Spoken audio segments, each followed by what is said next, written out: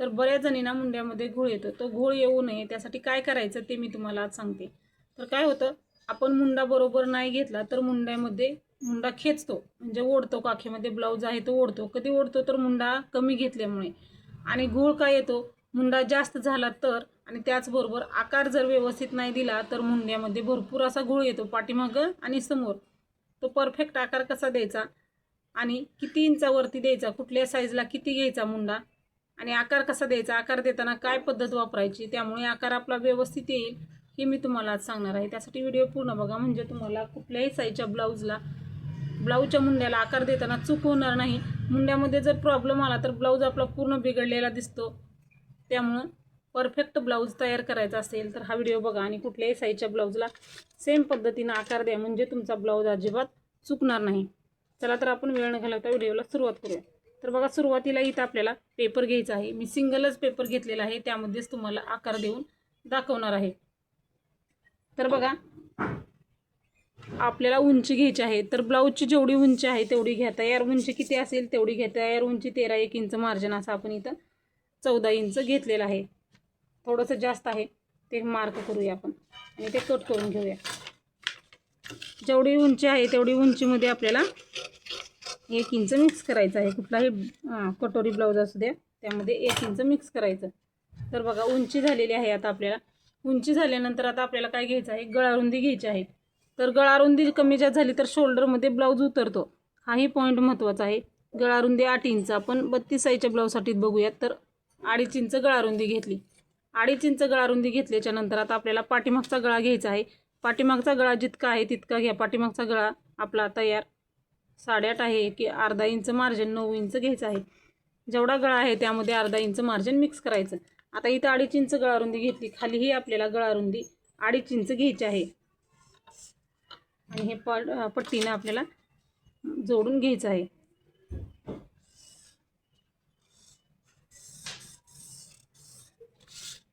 आता हे जोडून झालेलं आहे.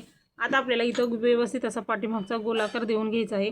तुम्हाला हवा तसा आकार देऊ शकता. गोल नको असेल तर चौकोनी ठेवलं तरीही चालतं. हा आपल्याला आकार देऊन घेतलेला आहे पाठीमागचा आकार दिल्यानंतर आता आपल्याला काय करायचं आहे, समोरील आकार मुंड्याचा आकार टाकायचा आहे.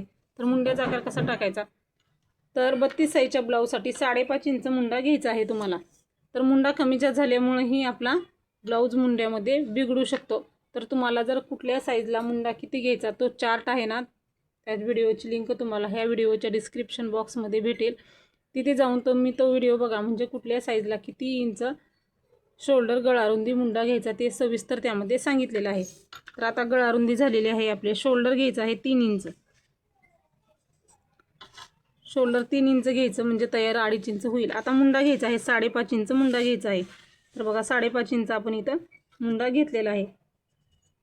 आता वरती घेतलं ना 3 इंच शोल्डर, खालीही शोल्डर 3 इंच घेऊनच मग मार्किंग करायचं. असं केल्यामुळं काय होतं, ब्लाऊज आपला बिघडत नाही. वरती खाली अंतर कमी जास्त झालं, बघा तुम्ही इथं मोजून घेतलं आहे, खाली न मोजता मुंड्याचा आकार टाकला, जर पुढं गेलं तर इथं मुंड्यामध्ये कपडा जास्त होणार, त्यामुळेही तुमच्या मुंड्यामध्ये भरपूर असा घोळ येतो.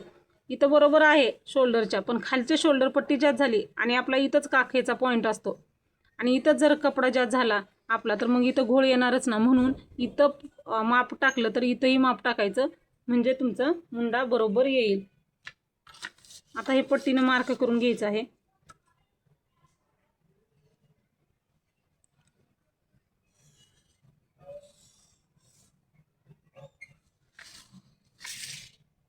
आता आपल्याला माप टाकायचं आहे छातीचा चौथा भाग प्लस शिलाई मार्जिन. तर छातीचा चौथा भाग किती आहे आपला, 8 इंच छातीचा चौथा भाग आहे आणि त्यामध्ये आपल्याला 1.5 इंच मार्जिन मिक्स करायचं आहे.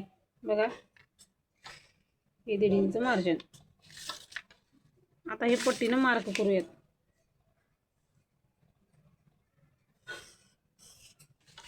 हे माप आपण खाली तसंच घेऊया. कमरेचं जे माप आहे ते आपल्याला असंच खाली घ्यायचं आहे. आता आपल्याला मुंड्याला आकार देऊन घ्यायचे आहेत. तर मुंड्याला आकार कसे द्यायचे, तर बघा, हा जो बॉक्स आहे इथून आपण आकार देतो. ज्यावेळेस मुंड्यामध्ये परफेक्ट यावा घोळ बिलकुल येऊ नये त्यावेळेस काय करायचं, आतल्या बाजूला म्हणजे ही आतली बाजू शोल्डरची बाजू आहे ना, तिथं आपल्याला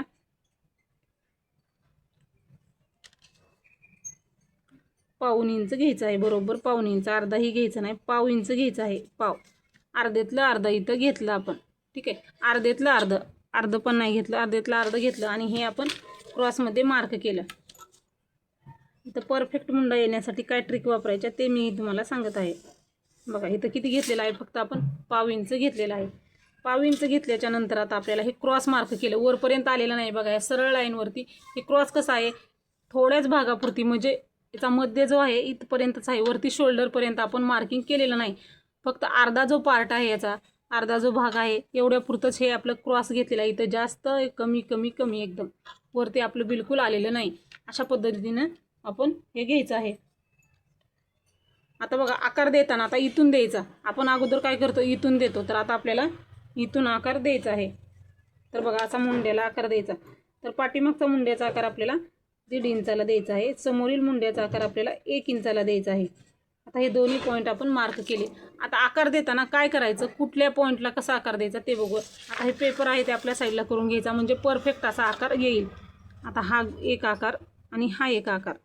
तर एक आकार देताना आता आपल्याला 1.5 इंचाचा जो मुंडा आहे पाठीमागचा, त्याला आकार देण्यासाठी आता काय करायचं आहे, इथून सुरुवात करायची आपल्याला, इथून सुरुवात करायची आपल्याला.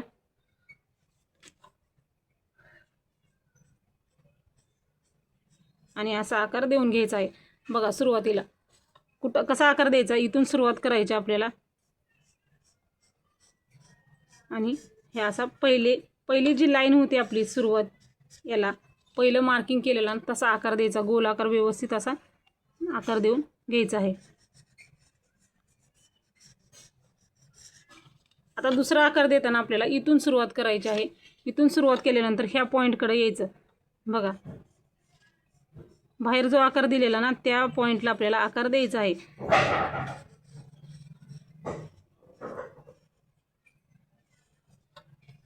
बघा असा आकार द्यायचा.